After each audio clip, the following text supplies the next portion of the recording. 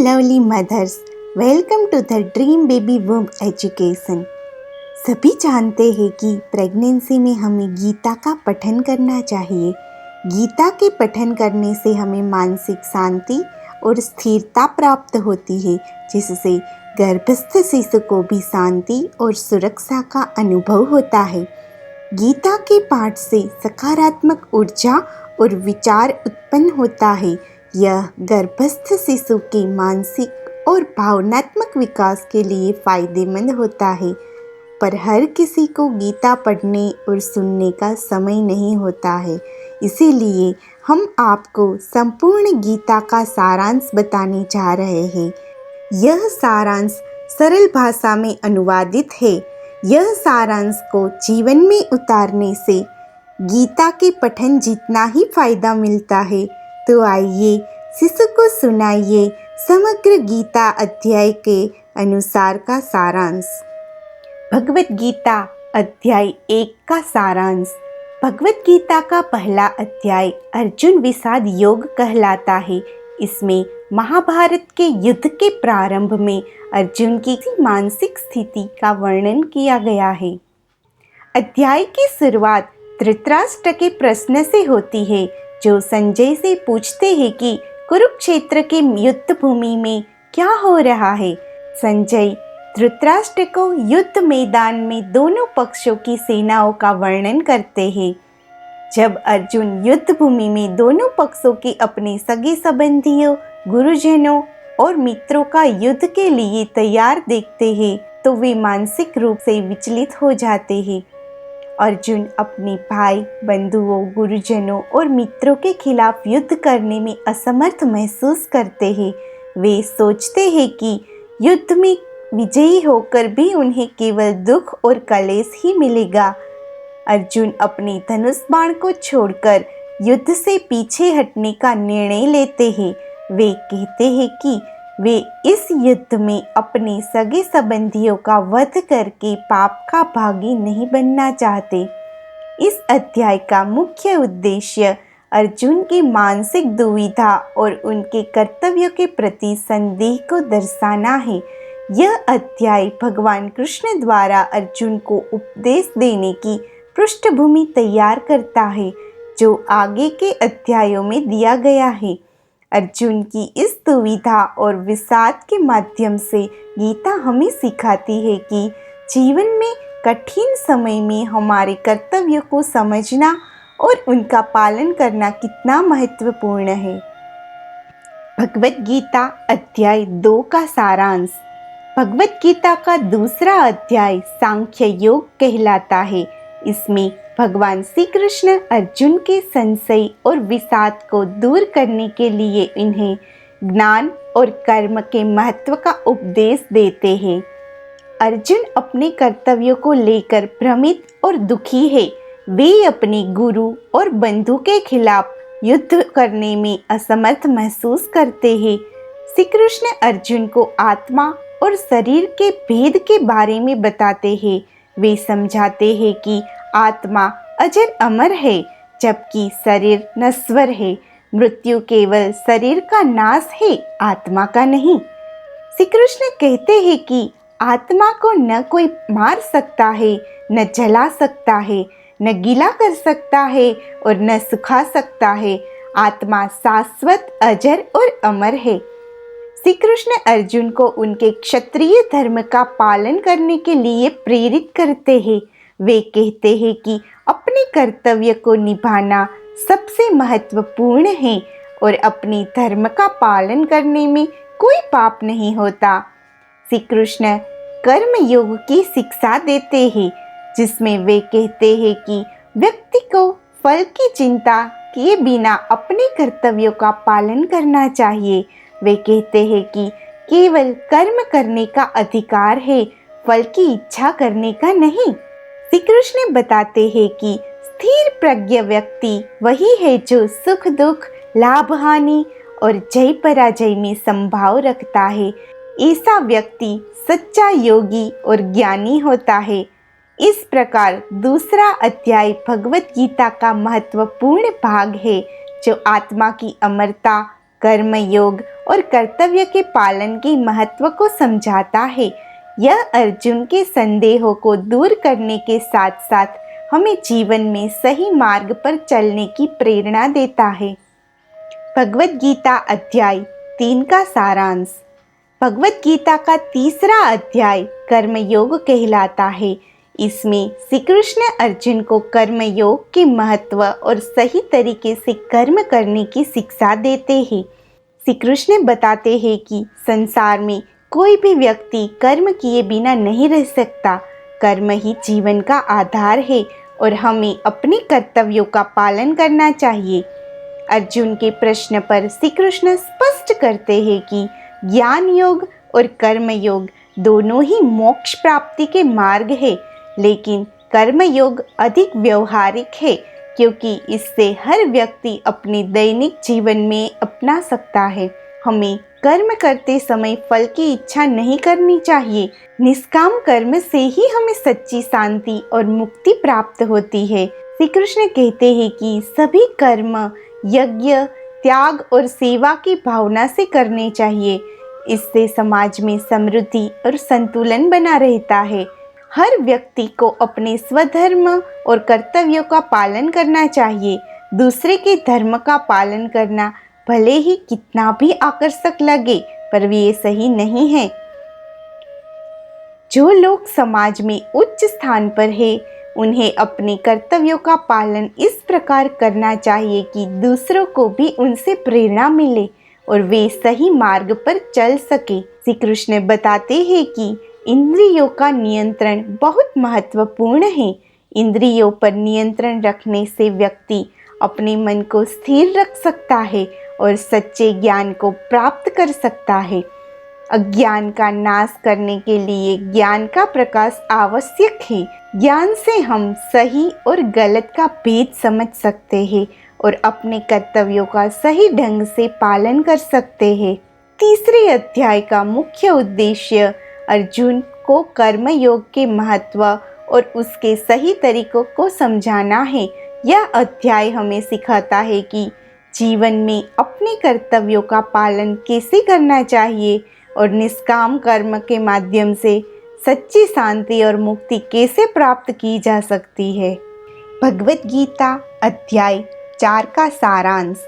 भगवद गीता का चौथा अध्याय ज्ञान कर्म संन्यास योग कहलाता है। इसमें श्री कृष्ण अर्जुन को दिव्य ज्ञान, कर्म और संन्यास यानी कि त्याग के बीच के संबंधों को समझाते हैं।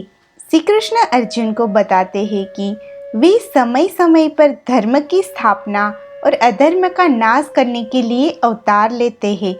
जब जब धर्म की हानि होती है और अधर्म बढ़ता है, तब तब वे अवतार लेते हैं।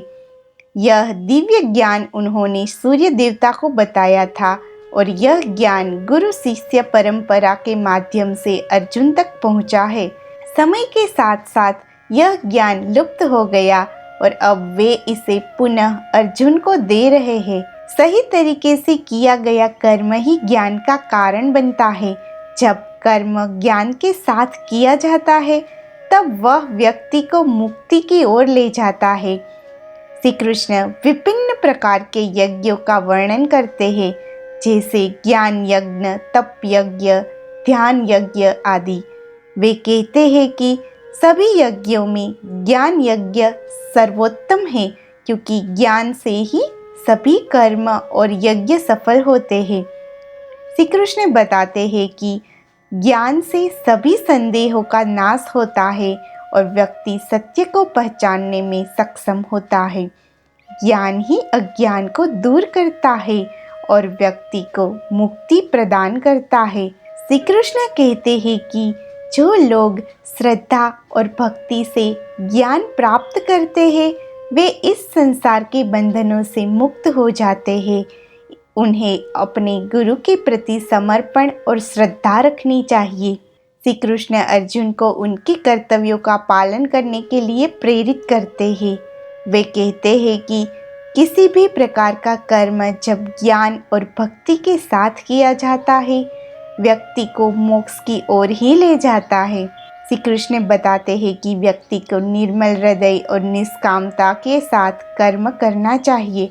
ऐसा करने से व्यक्ति संसार के बंधनों से मुक्त हो जाता है।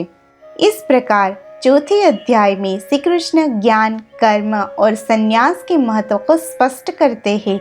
वे अर्जुन को सिखाते हैं कि ज्ञान के माध्यम से कर्म को कैसे शुद्ध और उच्चतर बनाया जा सकता है और कैसे यह ज्ञान व्यक्ति को मोक्ष की ओर ले जाता है।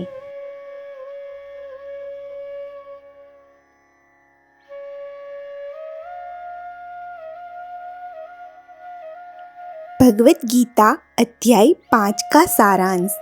भगवत गीता का 5वां अध्याय कर्म संन्यास योग कहलाता है। इसमें श्री कृष्ण अर्जुन को कर्म योग और संन्यास के बीच संबंध और महत्व को समझाते हैं। अर्जुन श्री कृष्ण से पूछते हैं कि क्या संन्यास श्रेष्ठ है या कर्म योग?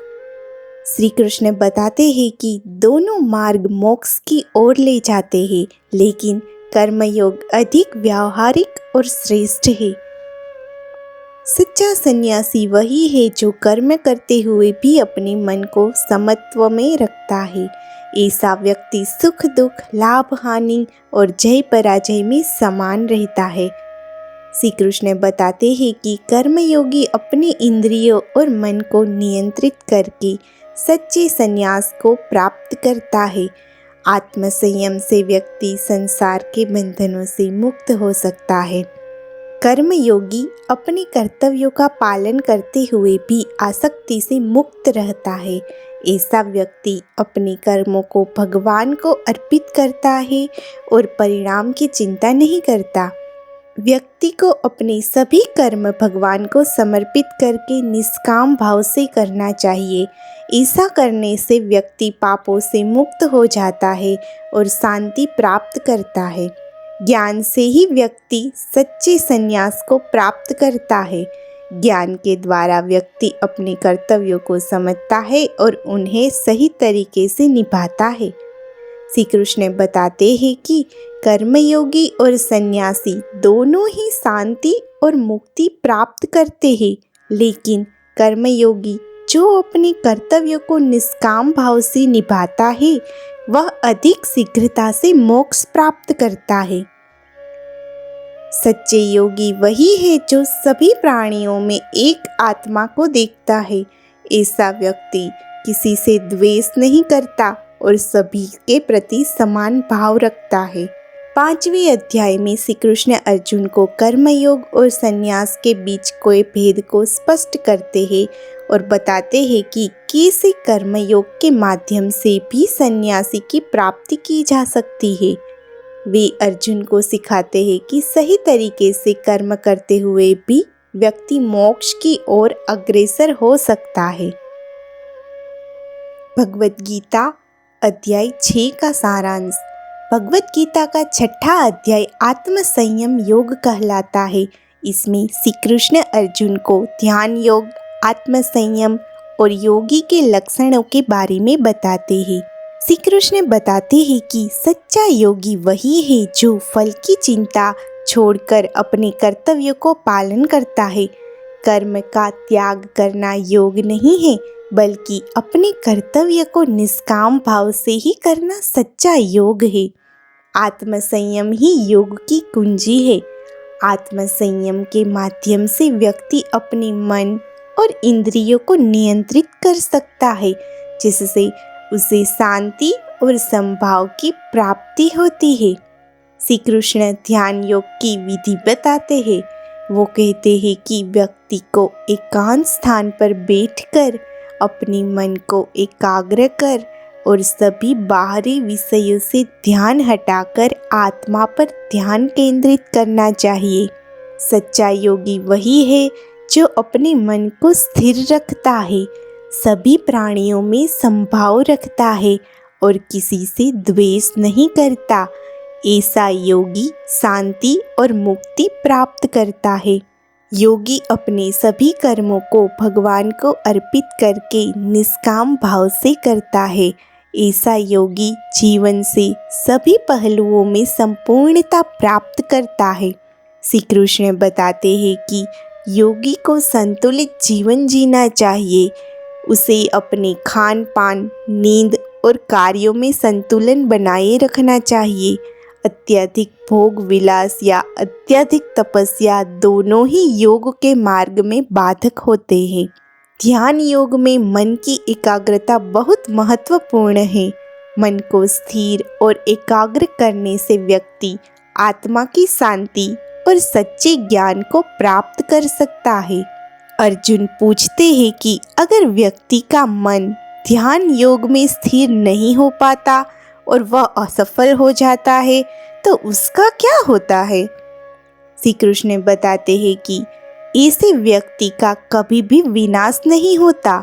वह अगले जन्म में उच्चतर परिस्थितियों में जन्म लेता है और अपने पूर्व जन्म के योगाभ्यास के आधार पर पुनः योग की ओर अग्रसर होता है।